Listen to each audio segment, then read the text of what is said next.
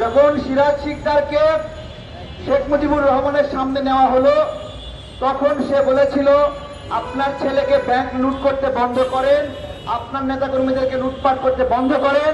তখন তাকে শেখ মুজিবুর রহমান মারধর করে এবং শেখ কামাল সিরাজ শিকদারের হাতে গুলি করে। তখন 1975 সালে একটা নিউজ বের হয়, সেই নিউজের 1975 সালে একটা নিউজ বের হয়, সেই নিউজের কথা ছিল শেখ মুজিবুর রহমানের চেষ্টা এবং সাফল্যের কারণে 74-এর দুর্ভিক্ষে মাত্র 7,000 মানুষ মারা গেছে। মানে কেবলমাত্র শেখ মুজিব শাসন করেছে, তাই মাত্র 7,000 মানুষ 74 সালে মারা গেছে দুর্ভিক্ষে। চিন্তা করতে পারেন, অর্থাৎ ওই সময়ের গণমাধ্যমগুলো কতটুকু বাধ্যগত ছিল যে একটা ব্যর্থতাকেও সফলতা হিসেবে দেখাতে হয়েছে। বাস্তবে ওই দুর্ভিক্ষে প্রত্যক্ষভাবে 1 লক্ষ মানুষ এবং পরোক্ষভাবে প্রায় 4.5 লক্ষ মানুষ মারা যায়।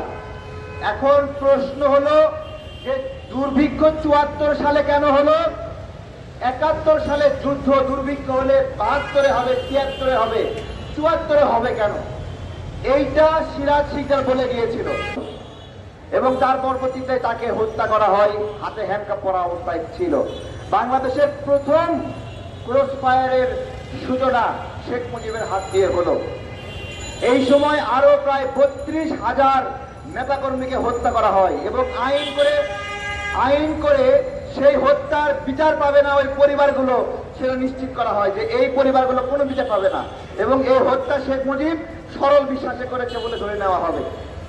এরকম একটা বর্বর সময়ে পেরেছি।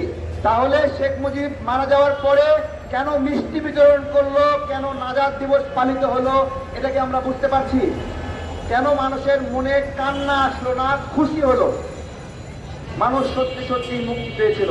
সে কারণে আমি আগস্টকে শোকের মাস বলতে চাই না, আগস্টকে বিপ্লবের মাস বলি আমি।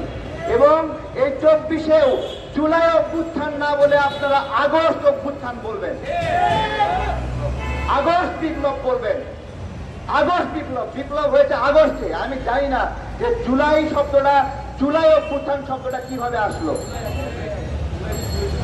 জুলাইতে শুরু হয়েছে, কিন্তু মূল বিপ্লবটা যখন আসে সেই সময়টাকে আমরা কি পুরো অক্টোবর, নভেম্বর, সেপ্টেম্বর মিলাইয়ে বলি বিজয় দিবস? আমরা বিজয় দিবস কবে বলি? ডিসেম্বর মাসে, তাই না?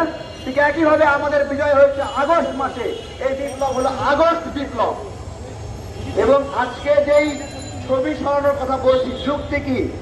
হাসিনা তার বাপের পরিচয়ে যে আমি শেখ মুজিবের মেয়ে, শুধুমাত্র এই একটা ডায়লগে গত 15 বছর শাসন করছে।